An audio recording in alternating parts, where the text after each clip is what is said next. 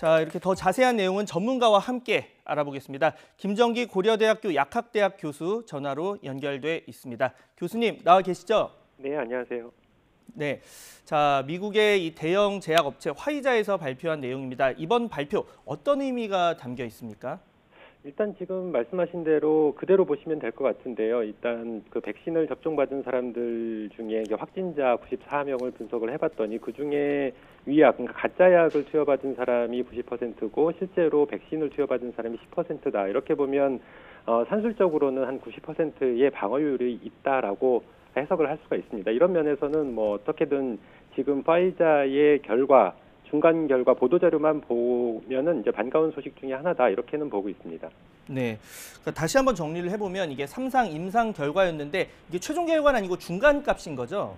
그렇죠. 지금 최종 결과는 조금 더 시간이 필요하고요. 일단은 중간, 보통 임상시험 단계에서 중간 결과를 발표하지 않거든요. 약간 이례적이긴 합니다. 그래서 지금 뭐 코로나19 상황이 우리나라뿐만 아니라 전 세계적으로 굉장히 심각한 문제다 보니까 이런 이슈 때문에 중간 결과를 보고 이제 발표한 걸로 보고 있는데요. 어쨌든 지금 중간 결과다 보니까 앞으로의 최종적인 임상 3상 결과에 따라서 결과값은 달라질 수도 있다 이렇게는 보고 있습니다. 네, 이게 그러니까 전체에서 이 전체 실험 대상자 가운데 94명이 코로나19의 확진 판정을 받았고 이 가운데 이제 90%가 가짜 약 그리고 백신을 접종받은 사람 가운데는 이 확진자가 10% 미만이라는 건데 이게 그러면 의학적으로 어떤 좀 의미가 있다고 볼 수가 있습니까? 일단은 그 위약, 가짜 약을 투여받은 사람들은 백신을 접종받은 거가 아니기 때문에 체내에 상처가 없습니다. 그러니까 충분히 감염될 가능성이 있고요. 반면에 이제 실제 백신을 접종받은 사람들은 체내에 항체가 형성이 됐다라고 보고 네. 그 항체가 어느 정도 방어를 한다 이렇게는 볼 수 있습니다. 그렇게 그러니까 과학적으로 또는 의학적으로 보면은 백신의 효능이 일정 부분 작용을 했다라고 볼 수는 있습니다. 현재의 보도 자료만 보면요. 네. 교수님 궁금한 게 원래 이 예방률을 이렇게 계산하는 경우도 있는 겁니까? 제가 알기로는 항체가 얼마나 생겼는지 이런 부분으로 이제 예방률을 계산을 하는데 이렇게 중간값을 발표하고 계산하는 경우도 있는지도 궁금하거든요. 실제로 좀 특이적인 케이스죠. 이렇게는 보지 않고 보통 백신을 허가받을 때 보통 우리가 보는 게 항체 생성률입니다. 그래서 항체 생성률이 접종받은 사람들 중에 몇 퍼센트가 형성이 됐는지 그리고 어느 정도의 역가 그러니까 농도로 형성이 됐는지 이런 것들을 가지고 판단을 하거든요. 근데 보통 동물 실험 같은 경우에는 바이러스를 직접 접종을 해가지고 방어율이 얼마만큼 되는지를 보기는 하는데 사람인 경우에는 이런 것들이 불가능하다 보니까 실제로 항체 생성률만 가지고 판단을 하게 됩니다. 그래서 지금 이렇게 그러니까 사람을 대상으로 백신을 접종받은 사람들 중에 몇 퍼센트가 방어율이 있었다. 이런 것들로 가지고 평가를 하는 것은 약간 이례적이긴 한데 일단은 중요한 점은 94명 지금 언급이 되고 있는데 네. 이 94명, 확진자 94명이 그러니까 그 백신을 접종맞은 4만 명 중에 94명 전수조사를 했을 때 94명이 산출된 건지 아니면 선택적으로 94명이 산출된 건지 이거에 따라 상황이 달라질 수가 있거든요. 만약에 백신 접종맞은 4만 명 전체 중에 확진자가 단순하게 94명이었다. 이 중에 90% 대 10% 나왔다라고 하면 의미가 상당한데 지금 아무래도 이거는 불가능할 것 같고 4만 명 중에 판단을 해서 이제 진단 검사를 한 선택적으로 어떤 모집군에 대해서만 지금 94명이 나온 걸로 보고 있기 때문에 향후에 결과값이 달라질 수도 있다 이렇게는 보고 있습니다.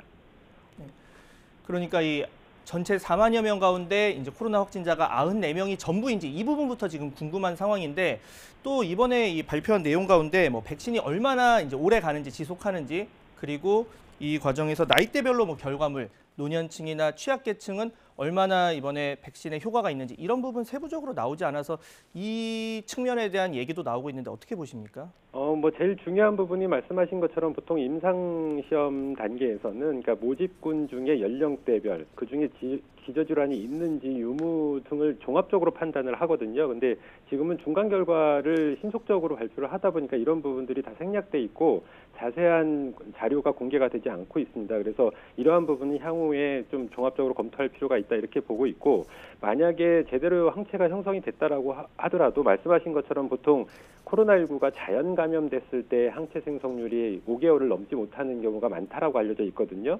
근데 반면 그러면 백신 같은 경우에는 항체 생성률이 더 낮을 걸로 보고 있습니다. 그래서 향후에 항체가 얼만큼 지속될 거냐 이 부분이 관건이다 이렇게는 보고 있고 만약에 항체 생성률과 방어율 사이의 관계는 또 별개의 문제거든요. 그래서 항체가 형성됐다라고 해도 100% 방어를 할 수 없게 되면 백신 접종 맞은 사람들이 오히려 전파자가 될 가능성도 충분히 있습니다. 그래서 이런 부분도 있고 또 실제로는 변이주가 발생을 했을 경우에 이 백신이 얼마만큼 방어율을 보일 거냐 이 부분도 큰 관건이다 이렇게 보고 있습니다.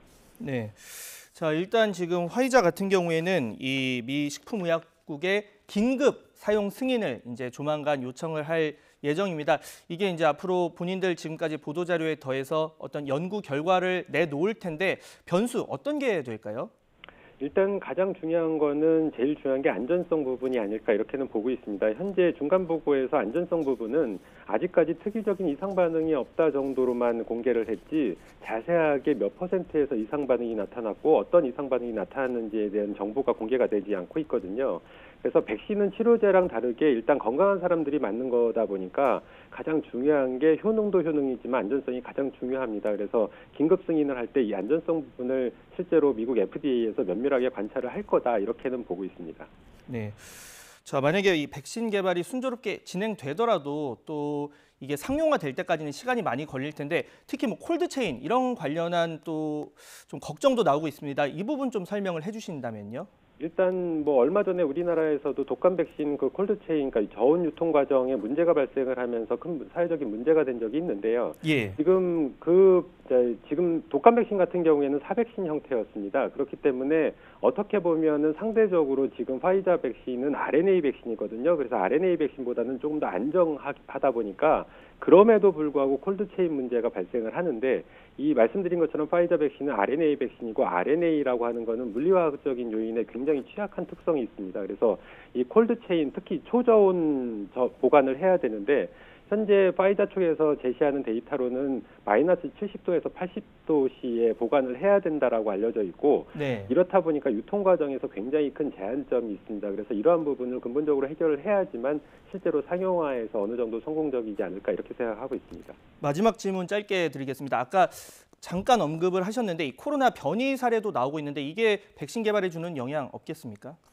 지금 계속해서 처음 중국에서 발생을 했던 바이러스 대비 현재 발생하고 있는 바이러스는 계속 변이를 일으키고 있습니다. 그래서 현재 이거에 관한 연구들을 과학자들이 하고 있는데 바이러스의 변화에 대한 속도보다 연구 속도가 늦거든요. 근데 그래서 아직까지는 어떤 주요한 변이가 일어났다라는 과학적인 근거는 없습니다만 최근에 뭐 유럽이나 미국 등 전파가 굉장히 신속하게 진행되는 점을 봤을 때에는 아마도 바이러스의 전파력 관련돼 있는 어떤 변이가 있을 걸로 예상이 되고요. 그렇다 보니까 백신의 효능을 실제로 어떤 효능을 주는데 관여를 하는 부위까지도 변이가 일어났을 가능성이 충분히 있다. 이렇게 되면 지금 개발한 백신 대비 현재 실제로 지금 유행을 하고 있는 바이러스는 상당히 달라서 효능이 떨어질 가능성도 충분히 있다. 이렇게는 보고 있습니다.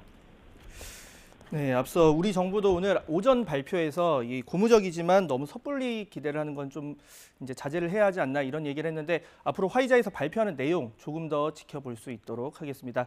자, 지금까지 김정기 고려대학교 약학대학 교수였습니다. 오늘 연결 감사합니다. 네, 감사합니다.